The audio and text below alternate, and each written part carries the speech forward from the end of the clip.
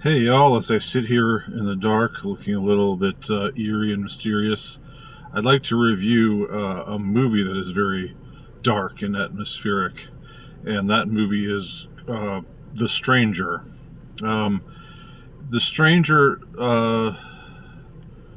is perhaps rather too generically named.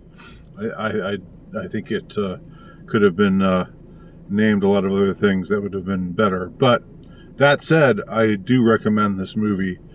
I do think it is very well made movie, very well acted, atmospherically powerful, and powerful just as far as the story that it has to tell. Now, I don't want to give too much away. This is not a spoiler review, but I will say that this movie involves an undercover cop, and his mark.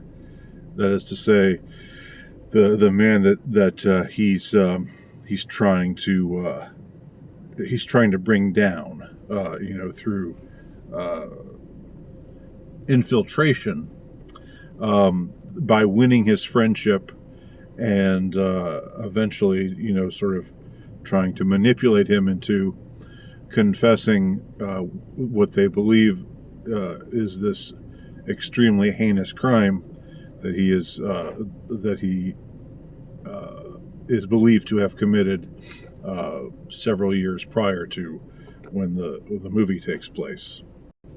To me, there's always something morally interesting about a story involving either somebody going undercover, or a spy story, where again the whole idea is to go and win the affections of others, and get other people to trust you, and to think that you're trustworthy, and to think that you're their friend, when actually you're not. You're just using them for the greater good. In this case, the greater good is getting this violent criminal accused of an extremely terrible crime, and likely guilty of that crime, to get him finally arrested and behind bars. But I think that part of what makes the movie so haunting is partly well, it's the relationship between the two characters. Um, Now, this is an Australian movie. It's set in some very desolate areas in Australia that I'm not as familiar with as an Australian native would be. But there's a sparseness to the scenery. Oftentimes, it's out in the desert, really away from civilization, and so some might think that it's dull and slow moving. I was really caught up in the atmosphere of it. I enjoyed the slow burn aspect of it, and the atmospheric tension that it had. The undercover cop is played by Joel Edgerton, and he's somebody you've probably seen before. He's mostly played bad guys. He's kind of got this kind of, I don't know, mean looking face most of the time, where it kind of registers as mean. Uh, he was in The Great Gatsby, as Tom Buchanan, who's kind of the heel of that whole story. Maybe not the villain, but the heel. He's just a detestable kind of guy. This movie, however, Joel Edgerton is the good guy, but he's a sort of rough and tumble, and kind of tortured and tormented guy. He's struggling. He's divorced. It seems that he's not on the best terms with his wife, and he has a son who's very much a handful, and that he sometimes is able to see.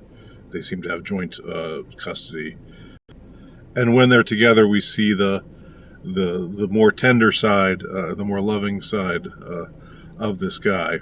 Um, but we also see that he's a very patient man because his son is really kind of a brat, and he sort of puts up with a lot from him and puts up with it very patiently. Uh, the criminal, the Mark, as I called him earlier. Um, I can't remember the actor's name right now, but and I apologize for that. But I don't really go into the.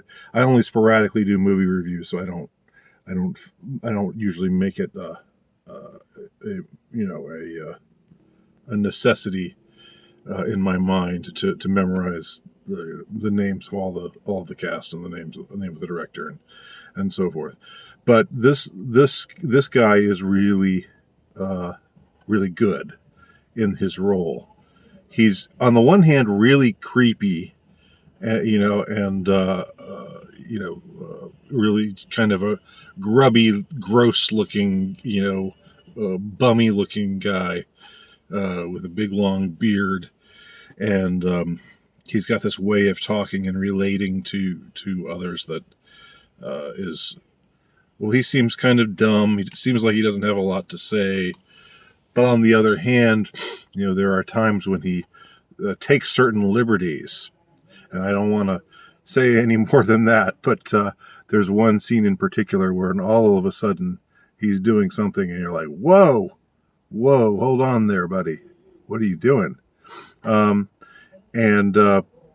so but he's interesting because there's something I found anyway, something like semi-sympathetic about him. He just seems like this lonely old guy who's mostly seems to be pretty much friendless, and he thinks of Joel Edgerton's character as a true friend, as somebody who's who's going to help him out. And so partly the whole what Edgerton does, which is part of his job, he does it in concert with a bunch of other guys who are also undercover cops. That's something else that's interesting about this whole setup. Most of the time in an undercover movie, you have one person like Donnie Brasco. Johnny Depp is Donnie Brasco, or Leonardo DiCaprio in The Departed. Just infiltrating, and he's surrounded by a bunch of really authentic criminals. In this movie, what we find out ultimately is that the only real criminal is the Mark, and that everybody else is there just as a setup. They're pretending to be dirty cops. They're pretending to be criminals who are maybe drug running, or it's never made exactly clear what they're doing. But they work out a way of making him or putting pressure on him to confess this heinous crime that he did by sort of saying, "Oh, it's okay. We're with you, and we've got a cleaner. We'll help clean up what you did, so that it won't be a problem for us anymore because you're one of us now." When actually what they're doing is trying to get him to confess so that they can have a confession on record. So, at the end, I don't want to give away everything that happens or even, a great deal of what happens. But Edgerton's character eventually has this breakdown, and it's, where he cries to himself. He has this sort of manly sort of breakdown. And I should also say, let me add before I go on about that, I really do like about this movie that it's very authentic feeling. All of the characters that they might have gotten real cops to play the parts of cops. Nobody's putting on a showy kind of performance. Everybody just it's very grim, and it could be said to be somewhat procedural, but it's also got this atmospheric aspect to it that makes it more compelling than just like an episode of Law and Order or something like that. And there's nothing woke about it. There's no they don't cast any minorities. Just to have minorities, and or have there to be a gay subplot, or anything stupid like that. It's mostly white guys, white Australian cops, and there's one woman who's on the force, on this part of this team that's trying to nab this guy, but it's mostly all white men. So it's kind of a shame that something like that even has to be praised, these days for resisting, throwing in some stupid bit of revisionism, just to be inclusive, or just to, for whatever gay reason. They don't do that. So at the climax, or after the climax of the movie, Edgerton's character breaks down, and it's somewhat ambiguous why. He's been under a lot of strain, hanging with this guy who's so sleazy, and so, who has this terrible record of truly heinous deeds. But at the same time, I think he feels sort of guilty for having betrayed him, and I think that's part of what's interesting about the whole idea of going undercover, is that part of you, you have to. It's like an actor. You have to take on the role. You have to play the part, and so part of you has to believe what you're doing enough to be convincing. And so in this case, I think that maybe, befriending this guy who doesn't have a friend in the world, who just seems like a terribly pathetic old man, who's got absolutely nothing going on in his life. That actually befriending him and trying to bring him into this seeming criminal syndicate, and then actually turning on him and betraying him. I think that might be the reason for his breakdown in the end. But there are other reasons too. It's just the strain of it all. Having a child. I mean, I guess I'm going to give away the fact that this guy's alleged crime was against a child, and so there's one scary scene where Edgerton's character, where his bratty son wants to play hide and seek, and so he counts to 30 and then looks for him and can't find him anywhere, and he's afraid that he's run away and gotten abducted. And I felt like, that really grabbed my heart, because I could definitely relate to that feeling. I think anyone who is a parent who's ever had any incidences of where they don't know where their kid is, even for a split second, knows that kind of feeling.